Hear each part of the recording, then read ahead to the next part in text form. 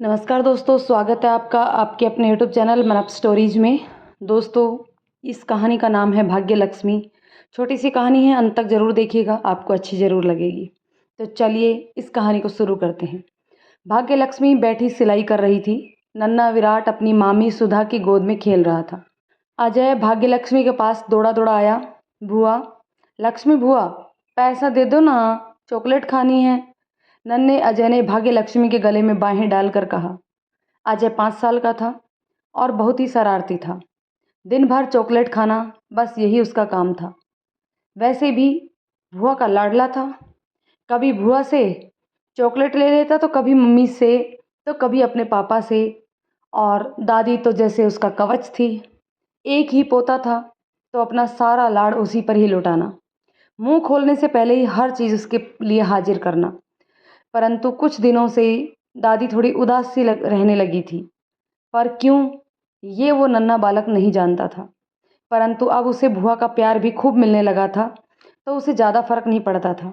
अजय को भाग्य लक्ष्मी के गले में झूलता देख उसकी भाभी सुधा बोली, क्यों बुआ को तंग कर रहे हो, मैं देती हूँ पैसे। कोई बात नहीं भाभी, बच्चा है और उसकी बुआ इतनी भी गई गुजरी नहीं है कि भतीजे को चॉकलेट भी ना खिला सके। कहते हुए लक्ष्मी ने अजय को गोद में लेकर प्यार किया और 10 रुपए उसकी हथेली पर रख दिए। मेरी अच्छी बुआ, कहकर अजय ने लक्ष्मी के गाल पर किस करके भाग गया। लक्ष्मी, विराट रो रहा है, शायद भूख लग रही होगी, कहकर सुधा ने 7-8 माह के शिशु को भाग्यलक्ष्मी की गोद में दे दिया। भाग्यलक्ष्मी अपने बच्चे को आंचल में लेकर उसे स्तनपान कराने लगी। भाग्यलक्ष्मी की ओर देखकर उसकी माँ की आंखों में आंसू भर आए।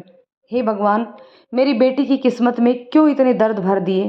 जो लड़की 2 साल पहले तक हर सुख दुख से अनजान थी, आज कांटों की राह पर चल पड़ी है। माँ मन ही मन बोली। क्या सोचने लगी माँ? भाग्यलक्ष्मी माँ को उदास देखकर बोली, तू ही क्यों नहीं छोड़ देती जिद? अपना नहीं तो बच्चे का तो ख्याल कर। तू अगर कहे तो हम हाथ पैर जोड़ लेंगे दामाद जी के, तेरी गृहस्थी फिर से बस जाएगी और विराट को पिता मिल जाएंगे। माँ बोली, उस आदमी की परछाई भी नहीं पड़ने दूंगी अपने बेटे पर। और माँ, ये मेरी जिद नहीं, स्वाभिमान है। अगर वो बीमार होते तो जिंदगी लगा देती उनकी सेवा में। अगर वो गरीब होते तो खुशी खुशी रूखी सूखी खा लेती।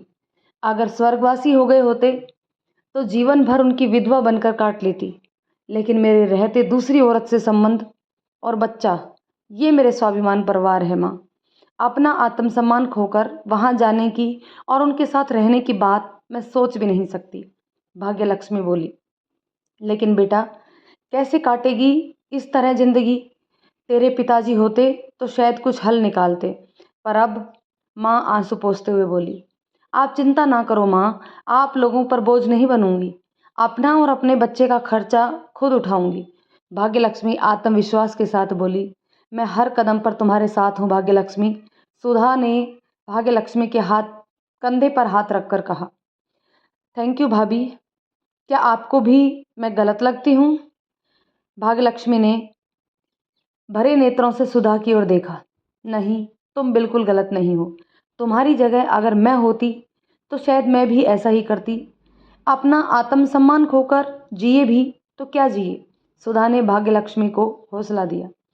आज से 28 साल पहले जब भाग्यलक्ष्मी का जन्म हुआ था, घर में खुशियां छा गई थी। बेटे रमेश के जन्म के 7 साल बाद बेटी का आना परिवार के लिए खुशियों की सौगात लाया। उसी समय भाग्यलक्ष्मी के पिता को पदोन्नति भी मिली। उसके लिए वो बहुत समय से प्रयासरत थे। शुभ लक्ष्मी और भाग्यलक्ष्मी, कन्या का नाम बड़े प्यार से भाग्यलक्ष्मी रखा। भाग्यलक्ष्मी सच में परिवार के लिए शुभ समय लाई और परिवार दिन प्रतिदिन फलता फूलता गया। जब भाग्यलक्ष्मी नन्हे नन्हे कदमों से दिन भर दौड़ा करती, माँ, पिताजी और बड़े भैया की जान बसती थी भाग्यलक्ष्मी में। वो जिधर उंगली कर देती, समझो वो चीज़ उसकी। भाग्यलक्ष्मी जितनी चंचल और मधुर भाषिणी थी, उतनी ही स्वाभिमानी भी। समय के साथ भाग्यलक्ष्मी और रमेश बड़े हो गए। रमेश पढ़ने लिखने में होशियार था, तो भाग्यलक्ष्मी औसत दर्जे की थी।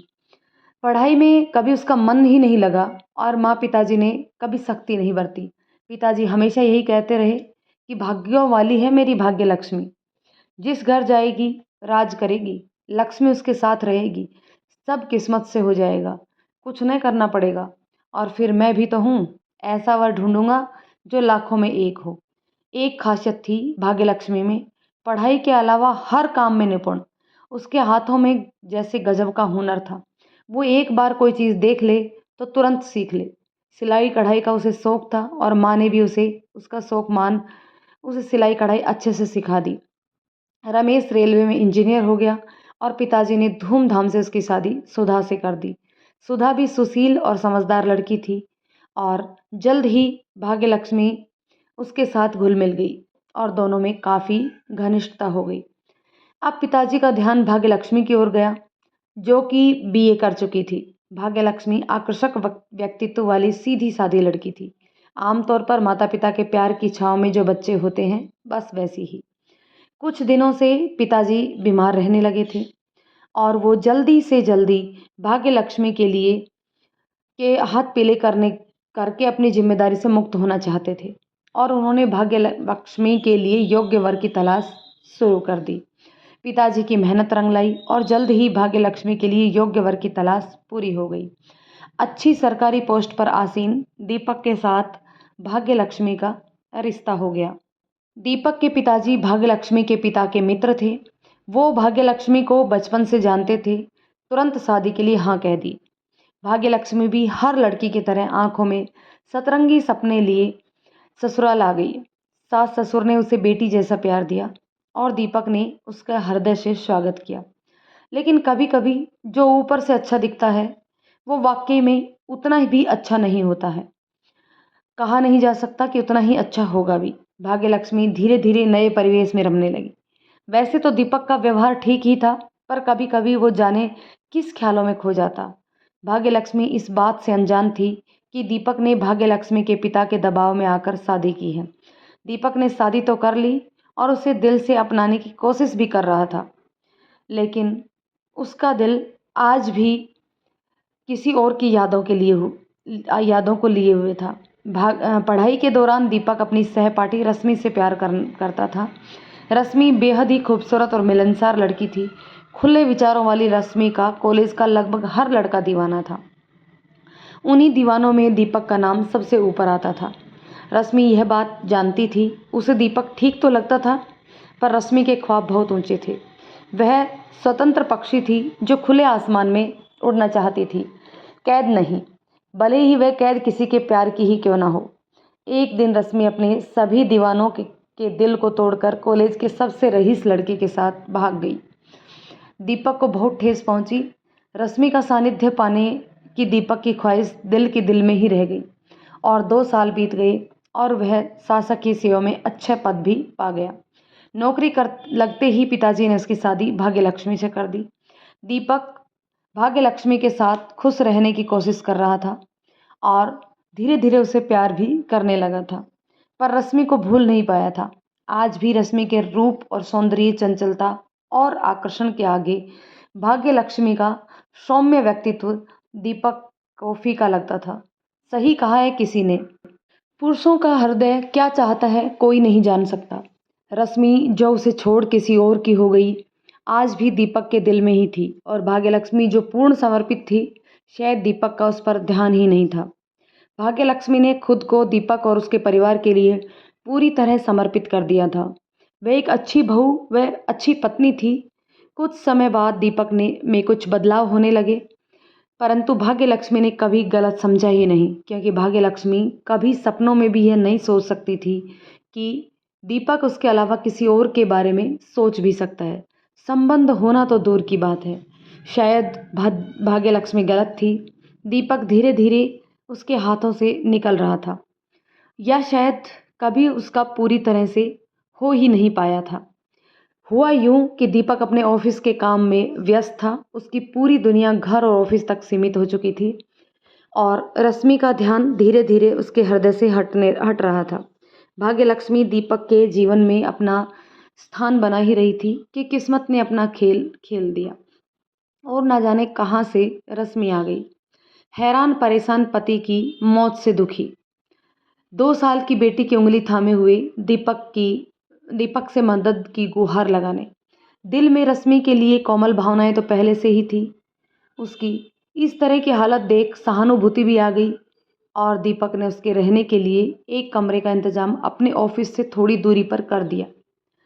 दिल में नाराजगी तो थी, लेकिन फिर भी दीपक शाम को उससे मिलने गया। साथ में कुछ खाने पीने का सामान भी लेकर गया। उसे देख रश्मि की आंखों से आंसू बह निकले और उसने दीपक के पैर पकड़ लिए। मुझे माफ़ कर दो दीपक, तुम्हें ठुकरा कर गई और देखो क्या हो गया। रश्मि बोली। कोई बात नहीं रश्मि, मैं वो सब बातें भूल चुका हूँ और अब मेरा अपना परिवार है। दीपक बोला। जानती हूँ, और मैं यहाँ तुम्हारी गृहस्थी बिगाड़ने नहीं आई हूँ।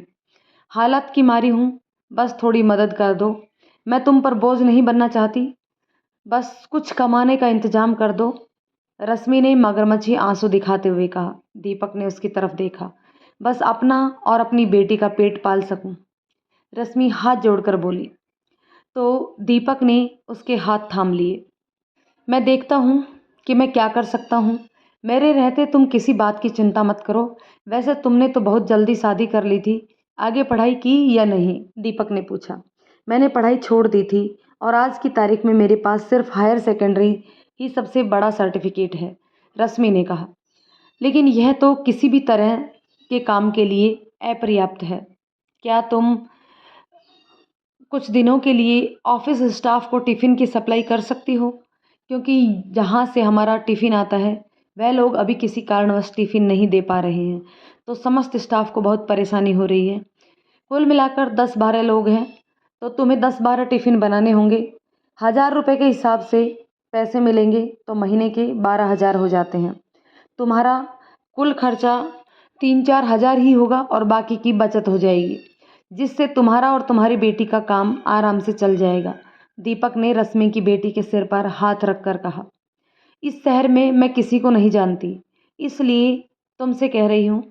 तुम्हें तकलीफ़ देना मुझे अच्छा नहीं लग रहा, पर मैं बहुत मजबूर हूँ। मेरे माता पिता ने मुझसे सारे रिश्ते नाते तोड़ लिए हैं और कोई सगा संबंधी भी नहीं है। मेरे पति की तरफ से भी कोई ऐसा नहीं है जो मेरी मदद कर सके, वरना मैं तुम्हें कभी परेशान नहीं करती। रश्मि बोली। कोई बात नहीं, तुम परेशान मत हो। मैं अपनी तरफ से पूरी कोशिश करूँगा तुम्हारी मदद करने की। ये कुछ राशन है कुछ दिनों के लिए, बाकी टिफ़िन के लिए सामान का इंतज़ाम कर दूँगा। 2-3 दिन बाद में ही तुम टिफ़िन बनाना शुरू कर दो, ठीक है? दीपक बोला। दीपक, जैसा तुम ठीक समझो, अब बस तुम्हारा ही सहारा है। रश्मि ने निहायत ही अपनेपन से दीपक के करीब आकर कहा। दीपक भी बेचैनी का अनुभव कर वहाँ से उठकर चला आया, पर रश्मि का ख्याल कहीं ना कहीं दिल में रह ही गया, जो अब हर समय रहने लगा। रश्मि रोज़ दोपहर को टिफ़िन देने आने लगी और आते जाते रोज़ ही दीपक के केबिन में बैठ जाती और उससे वार्तालाप करती रहती। अपने दुखड़े रोती रहती और अपने साथ हुए न जाने कहाँ कहाँ के अन्याय का बखान करती रहती। दीपक धीरे धीरे उसके चंगुल में फंसने लग गया था। अब हर समय दीपक को रश्मि का ही ख्याल रहता। कुछ पैसे इकट्ठे होने पर रश्मि अपने पुराने रंग पर लौट आई थी। अब हमेशा सज धज कर रहती, अच्छे अच्छे कपड़े पहनती और हर समय दीपक को रिझाने की कोशिश करती। दीपक पहले से ही उसके प्रति आकर्षित तो था, अब पुनः उसके मोह पास में बनने लगा। इन सब बातों से अनजान भाग्य लक्ष्मी बस घर गृहस्थी में रमी हुई थी। उसके लिए दीपक ही सब कुछ था। दीपक को खुश करने के लिए वह किसी भी हद तक जा सकती थी। रश्मि की मदद करते करते दीपक कब उससे फिर से प्यार प्रेम में करने लगा, खुद दीपक को ही पता नहीं चला। रश्मि का उद्देश्य पूरा हो चुका था। वह दीपक के दिल में जगह बना चुकी थी। बस अब वह उसकी ज़िंदगी में आना चाहती थी। उसका मौका उसे जल्द ही मिल गया और एक दिन दीपक खुद पर काबू न पा सका और सारी मर्यादाएं भूल वो और रश्मि एक हो गए। रश्मि का सानिध्य पाने को दीपक की बरसों की ख्वाहिश पूरी हो गई थी और वो अपना समय और पैसा दोनों रश्मि पर लुटाने लगा। रश्मि के सानिध्य में दीपक अपनी 7 माह की गर्भवती पत्नी भाग्यलक्ष्मी के प्रति अपने कर्तव्य भूलने लगा और जब दीपक को इस बात का एहसास हुआ तब तक बहुत देर हो चुकी थी। रश्मि उसके बच्चे की भी माँ बनने वाली थी और वह अब दीपक को उससे शादी करने के लिए दबाव बनाने लगी। दीपक भी रश्मि को प्यार करता था, पर वह भाग्य लक्ष्मी के साथ अन्याय नहीं करना चाहता था। लेकिन कहते हैं ना कि एक साथ दो नाव में सवार नहीं हुआ जा सकता। जो बात गलत है वो गलत है। और दीपक ने इस वक्त भाग्य लक्ष्मी और रश्मि दोनों में से दोनों से ही कुछ ना कहना ही ठीक समझा और वो दोनों से रिश्ते निभाता चला गया। एक और घर पर भाग्य लक्ष्मी का ध्यान रखता तो दूसरी ओर रश्मि का। दीपक भला करने की चाह में जिस गलत राह पर निकल गया था उसका अंजाम बहुत ही बुरा होने वाला था। यह वह नहीं समझ पा रहा था। समय के साथ भाग्य लक्ष्मी ने विराट को जन्म दिया तो दूसरी ओर रश्मि भी कुछ महीने बाद ही एक बच्ची की माँ बन गई। पर दुर्भाग्य से बच्ची का एक पैर जन्म से ही खराब था, जिसकी ओर अपनी मौज मस्ती में दीपक और रश्मि ने ध्यान ही नहीं दिया। दीपक रश्मि के प्यार में इस कदर डूब चुका था कि उसे समाज की कोई परवाह ही नहीं थी। भाग्य लक्ष्मी लगभग एक महीने तक डिलीवरी की थकान के कारण दीपक की दिनचर्या पर ध्यान नहीं दे पाई और उसे पता ही नहीं लगा कि दीपक कब घर आता और कब जाता। भाग्य लक्ष्मी को लगा कि शायद दीपक काम की व्यस्तता के चलते उसे समय नहीं दे पा रहा है। दीपक और रश्मि के अवैध संबंधों की खबर धीरे धीरे फैलने लगी। जो चर्चा अब तक दबी जुबान से होती थी वो बच्ची के जन्म के बाद अब चटकारे की खबर बन चुकी थी। भाग्य लक्ष्मी छोटे बच्चे की देखभाल में व्यस्त थी कि एक दिन बुरी खबर आ पहुंची। भाग्य लक्ष्मी के पिता को हार्ट अटैक आया था। दीपक के माता पिता ने दीपक की करतूतों की खबर भाग्य लक्ष्मी तक न पहुंचे, इसलिए उसे मायके रह यह कहकर भेज दिया कि कुछ वक्त अपने पिता के साथ बिताए। और भाग्य लक्ष्मी 2 महीने के विराट को लेकर मायके आ गई। उस समय मोबाइल तो थे नहीं, वो लैंडलाइन पर ही कभी कभार बातचीत कर लिया करते थे। इस कारण भाग्य लक्ष्मी की भी दीपक से ज़्यादा बातचीत नहीं हो पाती थी। दीपक के पिता ने दीपक को बहुत समझाया, पर दीपक रश्मि के रूप लावण्य से पूरी तरह डूब चुका था, तो उसने कुछ ना सुना ना माना और घर आना कम कर दिया। अब अक्सर वो रश्मि के घर ही रुक जाता था। भाग्य लक्ष्मी एक और पिता की तबीयत और छोटे बच्चे को संभालने में उससे परेशान थी।